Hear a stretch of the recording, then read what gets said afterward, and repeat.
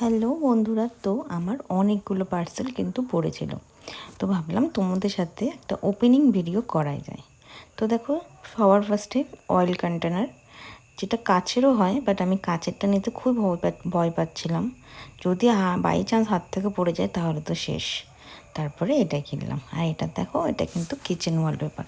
আমার বেশ ভালো লাগে, তো ভাবলাম একটু নিজের মতন করে সাজাবো। আর এটা দেখো, অনেকগুলো স্পুন। এটার প্রাইসটা খুব কম পড়েছিল, এটা মিশো থেকেই নিয়েছিলাম। হান্ড্রেডের মতন পড়েছিল। এটা 12টা করে 24টা সেট আছে, জানো তো। আর খুব কাজের জিনিস, এটা তোমরা সবাই জানো।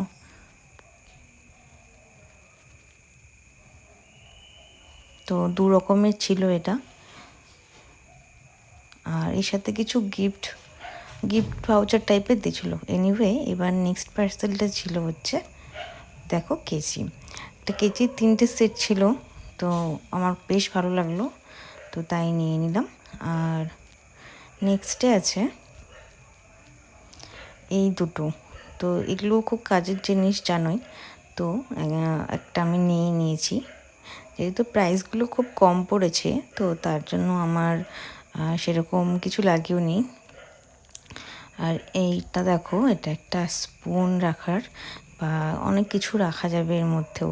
আর নেক্সটে হচ্ছে, দেখো, এটা কিন্তু চপিং বোর্ড, আই থিঙ্ক। তো আমার চপিং বোর্ড খুব দরকার লাগে মাঝে মাঝে, তো তার জন্যই ভাবলাম একটা চপিং বোর্ড নিয়ে রাখাই যায়। খুব কাজের জিনিস এগুলো। আর এটা হলো, আচ্ছা, এটা হলো সিলিন্ডার রাখার। এটা মায়ের জন্য নিয়েছি, মায়ের খুব দরকার লাগে, তো এটা মায়ের জন্য নেওয়া হয়েছিল। আর নেক্সটে দেখো, এটা একটা সুগার আর একটা টি রাখার। আমার বেশ ভালো লাগে। আর আমার তো জানোই, ঘর গুছোতে বা ডেকোরেশনের কাজ আমার খুব পছন্দের কাজ, তো ডেকোরেশনের জন্যই আমি এই জিনিসগুলো নিয়েছি, প্লাস কাজেও লাগে। এটা দেখো, একটা চপিং মিক্সার গ্রাইন্ডারের মতো। কখনো লাইন না থাকলে না খুব অসুবিধা হয় মিক্সার গ্রাইন্ডারটাতে, তো তার জন্য এটা এক্সট্রা নিয়ে রাখলাম, কখনো তো কখনো কাজে দিবেই। আর এটা দেখো, একটা র্যাক। বেশ ভালো লাগে আমার এই র্যাকগুলো সাজাতে। তো এরকম আমি 2টো র্যাক নিয়েছি।